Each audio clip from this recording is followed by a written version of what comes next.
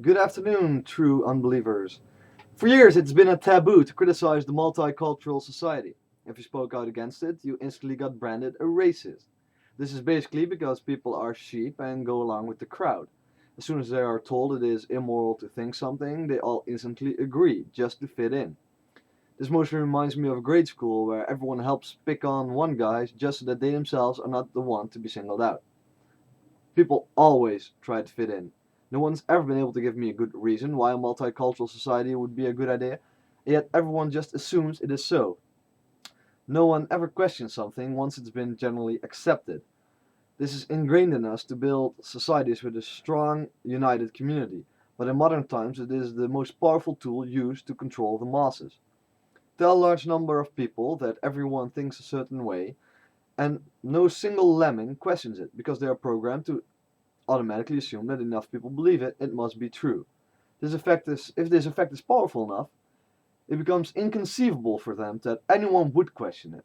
And as a result, anyone who does question it instantly gets seen as sick, immoral, and evil. I luckily don't have those particular kind of genes. I think the idea of a multicultural society, or at least the idea of taking a society with an established culture and turning it into a multicultural society, is fucking retarded. Two reasons. Reason one, it's boring. People always say that more cultures around makes everything more interesting, but they have it exactly the wrong way around. If you have every culture just around the corner, then there's no reason anymore to go to other countries, other places, and meet other people. Why bother to go see the great mosques if I have mosques at a 5 minute walking distance? When people think of this mishmash of cultures, they see it as a sort of rainbow of cultures. But the colors in the rainbow are beautiful because they are separate. Cultures, in that regard, are similar to colors, and that when you mix them enough, only one remains. I went to South Korea last year, and it was absolutely beautiful, and the people there were wonderful. But what made it so great were the differences, the things that I had never seen before, the things that I could not see back home. Why on earth do people think it's a good idea to get rid of all that and replace it with one single uniculture?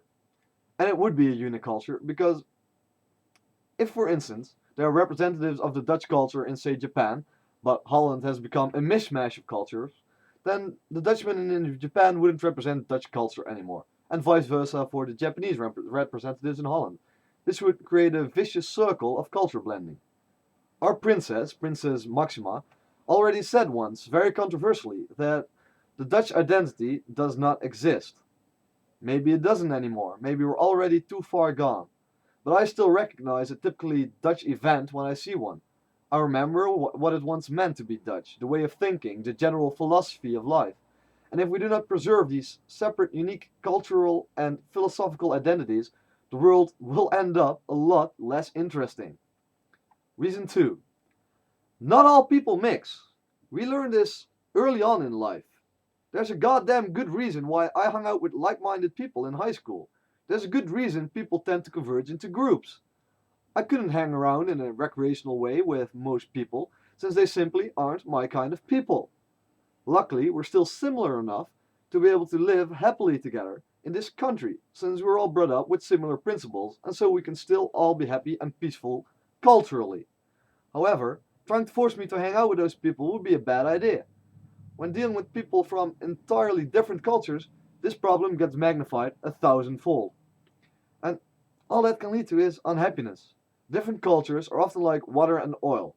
Both are great, both have their uses, but when they mix, fish start dying.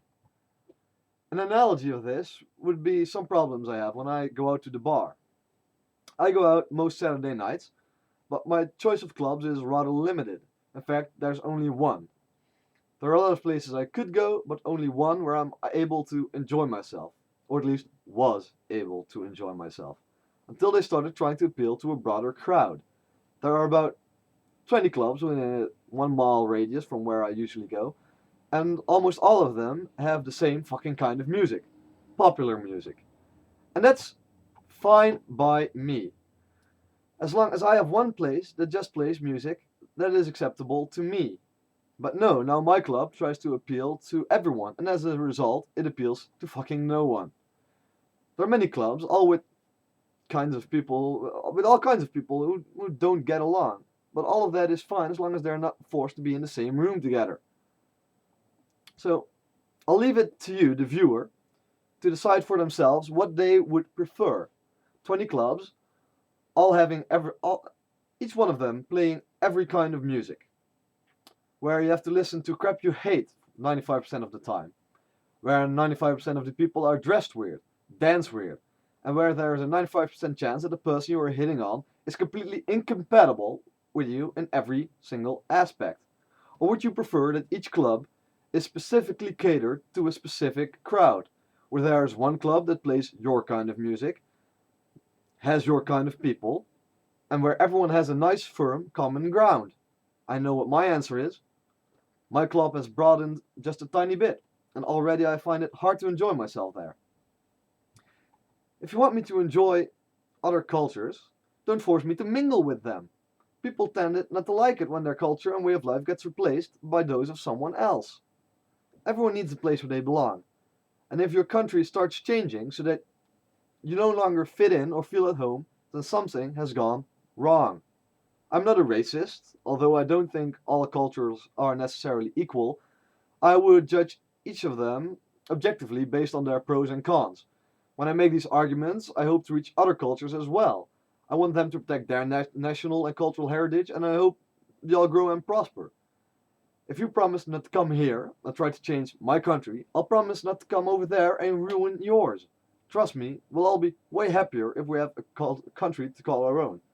Of course, that doesn't mean that everyone should just leave and there should be no one of another culture here. I mean, I like Asian women just as much as the next, and I'd be sad to see all of them leave. But we need borders, people, and there has to be a limit. An epilogue. Something else has to be mentioned is that certain things simply cannot be mixed. For instance, it is impossible to mix Western ideas about equality, rights, and justice with those taught by the Koran and the Hadith. They are mutually exclusive. In the end, there can be only one. Our government is sitting idly by while supporters of Sharia slowly gain majority.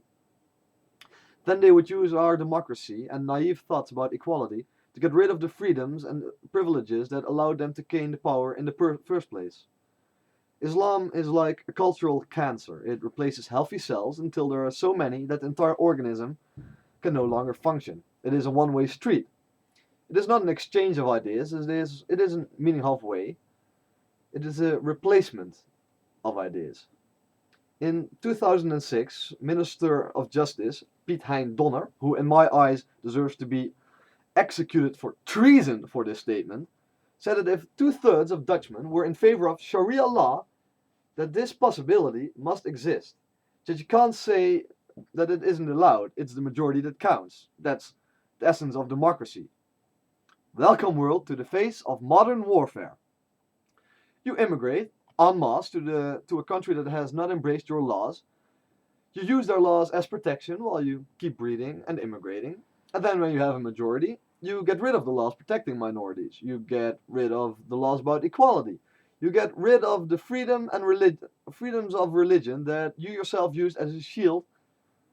And you outlaw the culture and viewpoints that are held by the people who had called that country home for hundreds of years.